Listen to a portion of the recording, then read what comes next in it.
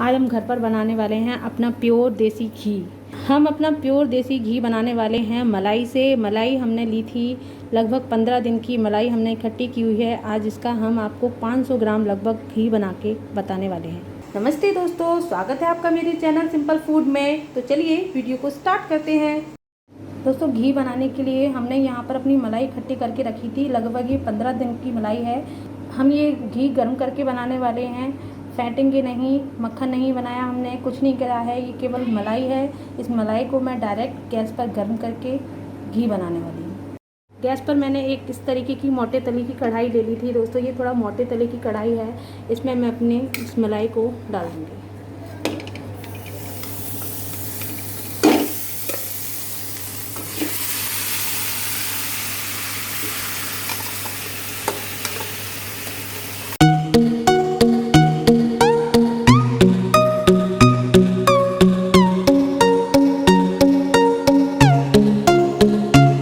अगर आप ये घी गर्मियों में बना रहे हैं तो अपनी इस मलाई को आप फ्रीज में ना रख के डायरेक्ट फ्रीज़र में रखिए, ताकि ये अच्छे से रखी रहेगी, पीली नहीं पड़ेगी।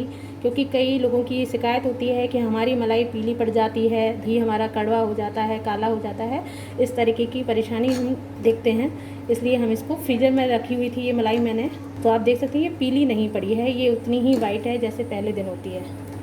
अगर आप ये घी सर्दियों में बना रहे हैं तो आप इसको डायरेक्ट आप इसको कहीं पे भी रख सकते हैं, फ्रिज में भी रख सकते हैं, बाहर भी रख सकते हैं। वो टेम्परेचर के ऊपर पूरा डिपेंड करता है कि आपका रूम टेम्परेचर कैसा है, आपके आसपास का टेम्परेचर कैसा है, तो उसके हिसाब से आप अपना एडजस्ट इसको करेंगे। इसको मैंने पूरा कढ़ाई में निकाल लिया था दोस्तों। अब ये अच्छे से मेल्ट हो जाएगा, तब तक इसको हम ऐसे ही छोड़ देंगे। दोस्तों, मलाई हमारी जमी हुई थी, इसलिए इसको पूरी तरीके से मेल्ट होने में लगभग 5 मिनट लग गया है और ये कुछ इस तरीके से दिखने लगी है। अब इसको ऐसे ही चलाते हुए हमें अब इसे पकाना है। हमें चलाते रहना है, नहीं तो ये तली में लग जाएगा और हमारा घी जल जाएगा। अगर इसमें से छींटे उचटने लगें तो आप इसे ढककर भी कर सकते हैं। दोस्तों, अभी ये देखने में दूध जैसा लग रहा है, लेकिन अभी ये थोड़ी देर में घी छोड़ने लगेगा। इसे हमें चलाते रहना है। इसे हमें ये तेज़ आंच पर ही अच्छे से चलाते हुए पकाना है।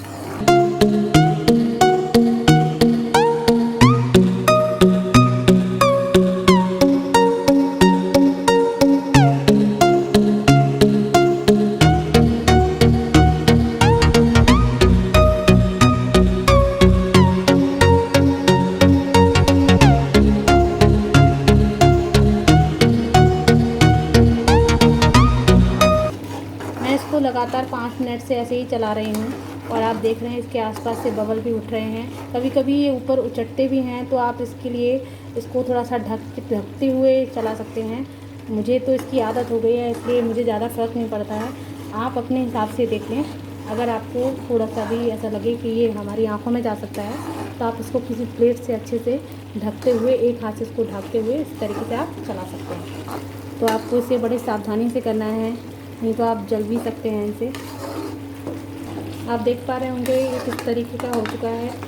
शुरू में कैसा था, अभी कैसा है। आसपास से इसने थोड़ा थोड़ा घी भी छोड़ना स्टार्ट कर दिया है। और इस तरीके से बनाने के में दोस्तों एक और बात अच्छी होती है कि इसके बाद, घी के बाद जो हमारा थोड़ा सा मटेरियल बच जाता है, उसकी हम बहुत अच्छी मिठाई भी बना सकते हैं। वो भी मैं आपको बना के दिखाऊँगी।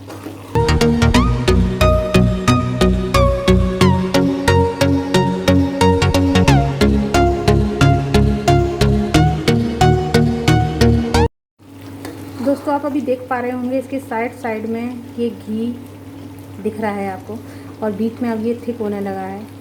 और ऐसे ही ये अब पकेगा, कुछ मिनट और लगेंगे और हमारा घी बनकर तैयार हो जाएगा। आप ऐसे ही चलाते रहें इसको, नहीं तो ये तली में लग जाएगा। फिर इसके बाद आप जो मिठाई बनाने वाले हैं वो अच्छी नहीं बनेगी। मैं इसके बाद इसकी मिठाई बनाऊंगी बचे हुए इसके मटेरियल की, इसलिए मैं इसको लगातार चलाते हुए पका रही हूँ।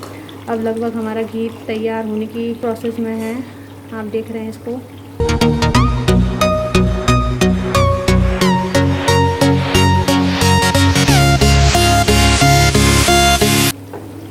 अभी आप देख पा रहे होंगे दोस्तों, ये शुरू में कैसा था और अभी इसका कलर कैसा हो गया है। ये जो है, इसका मुझे मिठाई बनाने में यूज़ करना है। इसको मैं थोड़ा सा ब्राउन होने तक और इसको पकने दूंगी।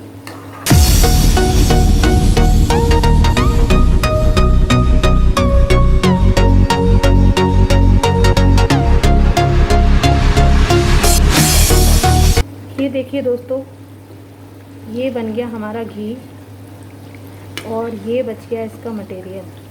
अब इसको मैं एक स्ट्रेनर की सहायता से छान लूँगी। दोस्तों मैंने गैस बंद कर दी है, मेरा घी एकदम तैयार है। इसको थोड़ा ठंडा होने के लिए मैंने रख दिया था। अब मैं इसको एक छन्नी की सहायता से अपने इस डिब्बे में छान लूँगी। इसके लिए आपको स्टील की छन्नी लेनी है दोस्तों, प्लास्टिक की छन्नी यूज़ ना करें।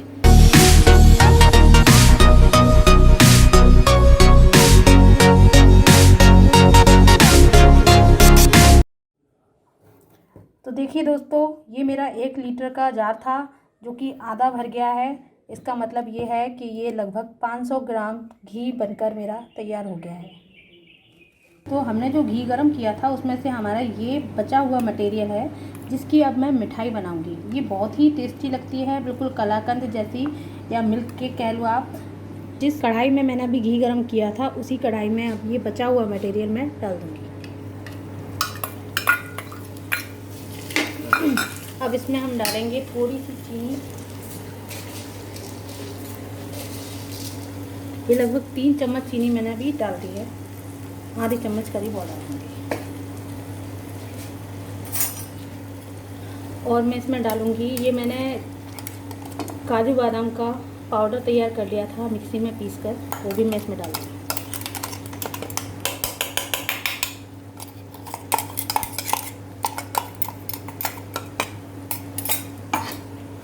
इनको मिक्स करने के लिए मैं इसमें थोड़ा सा दूध ऐड कर रही हूँ। ये आधा कप दूध मैंने लिया था, आप चाहें तो पानी भी डाल सकते हैं।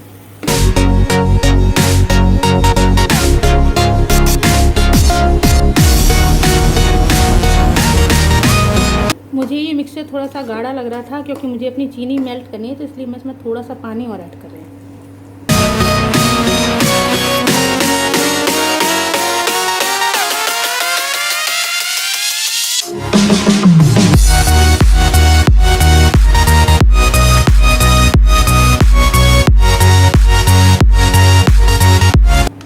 देखिए दोस्तों, ये हो चुकी है अच्छे से। अब मैं गैस बंद करके इसे एक प्लेट में निकाल लूँगी।